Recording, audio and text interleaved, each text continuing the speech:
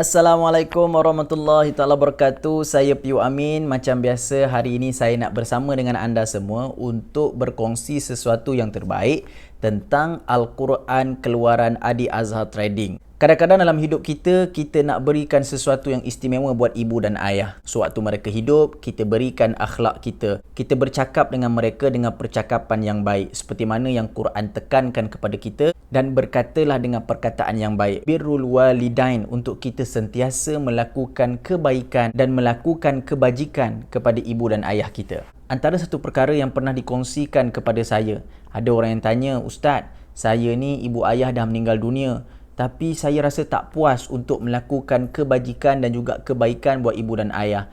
Apa agaknya perkara-perkara lain yang boleh untuk saya lakukan kepada ibu dan ayah walaupun mereka telah meninggal dunia?" Antara satu perkara yang kita boleh lakukan kepada ibu dan ayah adalah dengan melakukan amalan wakaf. Ada satu hadis daripada Nabi SAW. Ada seorang sahabat Nabi, nama dia Sa'ad bin Ubadah. Satu hari apabila ibu dia meninggal dunia, dia tidak dapat bersama untuk menguruskan jenazah ibunya. Kerana pada ketika itu, dia sedang berjihad di atas jalan Allah. Maka pada ketika itu, dia pun bertanya kepada Rasulullah, "Ya Rasulullah, apa agaknya yang boleh aku lakukan kepada ibuku apabila ibuku telah meninggal dunia? Apakah boleh untuk aku melakukan sedekah untuknya?" Maka Nabi SAW menyebut dan menjawab, "Ya, boleh." Maka pada ketika itu Sa'ad bin Ubadah berkata, "Maka saksikanlah setiap daripada kebun-kebunku yang memiliki tanaman dan buah-buahan yang subur akan aku sedekahkan buat nama ibu aku yang telah meninggal dunia." Jadi ini satu hadiah yang cukup istimewa daripada seorang sahabat Nabi buat ibu yang tersayang.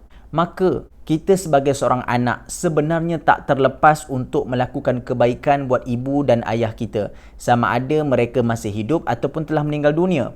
Amalan wakaf adalah satu amalan yang menjamin pahala untuk terus mengalir. Amalan wakaf adalah satu amalan yang akan memastikan pahala kita terus dilipat gandakan oleh Allah Subhanahu Wa Taala. Melalui pembelian Al-Quran Adi Azhar Trading ini, anda boleh mendapat Al-Quran ini untuk anda baca ataupun anda beli Al-Quran Adi Azhar Trading ini kemudian diwakafkan kepada golongan yang memerlukan. Pihak kami menguruskan seluruh program-program wakaf kepada anak-anak yatim, kepada golongan memerlukan, kepada sekolah-sekolah tahfiz melalui yayasan yang kami tubuhkan. Bayangkan pahala yang akan dimiliki oleh ibu dan ayah kita. Subhanallah, berlipat ganda. Lebih-lebih lagi, wakaf yang dibuat itu bukan wakaf yang biasa-biasa. Wakaf Al-Quranul Karim, wakaf dan ibtidak, terjemahan perkata dan tajuk berwarna yang cantik, yang lengkap, yang cukup menarik kepada mereka-mereka yang memerlukan. Kita dah banyak berhabis duit untuk segala-gala dengan dunia ini. Apa kata kita keluarkan sedikit daripada duit kita untuk kita laksanakan ibadah wakaf buat ibu dan ayah kita ataupun buat sesiapa sahaja yang kita sayang.